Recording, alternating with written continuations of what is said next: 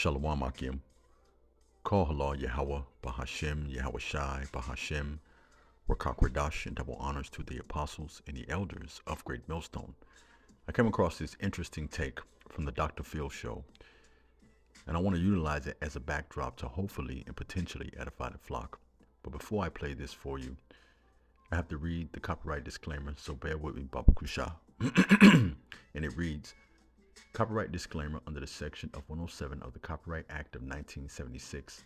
An allowance is made for fair use for purposes such as criticism, commenting, news reporting, teaching, scholarship, and research. Fair use is a use permitted by the copyright statute that might otherwise be infringing. Non-profit educational or personal use tips the balance in favor of fair use.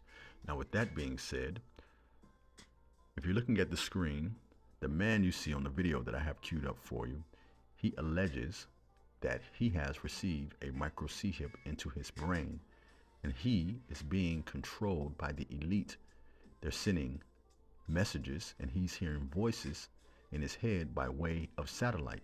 Now, why should this matter to you? Because in case you're unawares, Elon Musk, and we all know Elon Musk is working on in 2025, implanting hundreds or if not thousands of people with his device in their heads.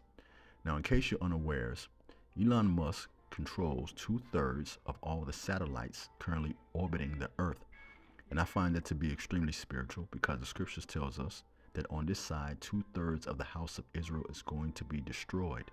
And I want to be clear, should you take this device in any forms or fashions, the Lord is going to mentally torment you before he physically torments you in the lake of fire. All right? Let me read a portion of this, and I'm going to get right into this video here. It states, Elon Musk company, SpaceX, now has become the dominant force in space. The tech billionaire controls nearly 2/3 of all active satellites orbiting the Earth, thanks to the rapid growth of his Starlink satellite network. Now, all of this, it lines up because should you take this device, you're going to be controlled. Okay? Now, listen to what this man has to say here. And per usual, I'll chime in momentarily. On an all-new Dr. Phil. You started hearing voices in your head. Has he lost contact with reality? You think you've had a chip implanted in your body, and that communicates with the satellite. Is he a danger? They put a gun in my face. I don't recall that. To his family? The voices have just taken over his life. I've heard your voice more than I've heard anybody's. That's all in your brain. If you said you wanted to cut his fingers off? All new Dr. Phil. Let's come out of this here. And how do we know that ultimately these individuals are going to be tormented? Well, let's go directly to Revelation, the 9th chapter, Salakia, the 14th chapter, the 9th through the 10th verse. And it reads, a third angel followed them and said in a loud voice, if anyone worships the beast, and what's the beast? That's the 7 heads and the 10 horns. That's NATO and the EU. In America is the whore that sits on top of the beast and its image. What's his image? That's his system, and receives its mark. What's its mark? That's the RFID microchip. Whether you get it in your hand and or in your head, that's the device that Elon Musk is working on. As the scriptures goes further on to expound, if anyone receives its mark on their forehead or on their hand, they too will drink the wine of Yahweh's fury, which has been poured out in full strength into the cup of his wrath. They, here's the point, will be tormented with burning sulfur and in the presence of the holy angels and of the Lamb. And what does the scriptures mean by they'll be tormented with burning sulfur? They're going to be left here in America, aka Babylon the Great, when those nuclear missiles hit, and essentially they're going to be destroyed. You understand?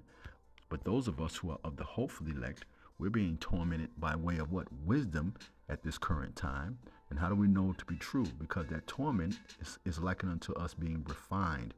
You know, it's getting us prepared for that hour of trial, that hour of temptation.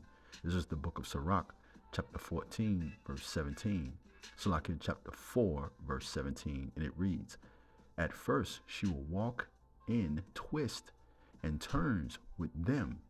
She will bring fear and dread upon them, and she will torture them with her discipline until she trusts them completely. She will test them with her commandments. And what's the main commandment that we're going to be focusing on when this MOTB is made mandatory? Leviticus, the 19th chapter and the 28th verse. And it reads, "And ye shall not make any cuttings in your flesh for the dead." Let's continue reading. "Nor print any marks upon you. I am the Lord." The Lord in all caps is Yahweh. As a matter of fact, let me come out of this and go to that word mark in the blue letter there. And let's go right here to Leviticus chapter 19, verse 28, and it reads, let's come down to that word mark. And what does it give us here? Any what? Incisions, imprintment, tattoo, and or mark. But the focal point we want there is any incisions. All right? See, it's pretty clear there. Let's come out of this here. Let's go back to that because I want to read that in a different version as well. Let's go back up here to Sirach chapter 4, verse 17 and read it again in the Good News Translation.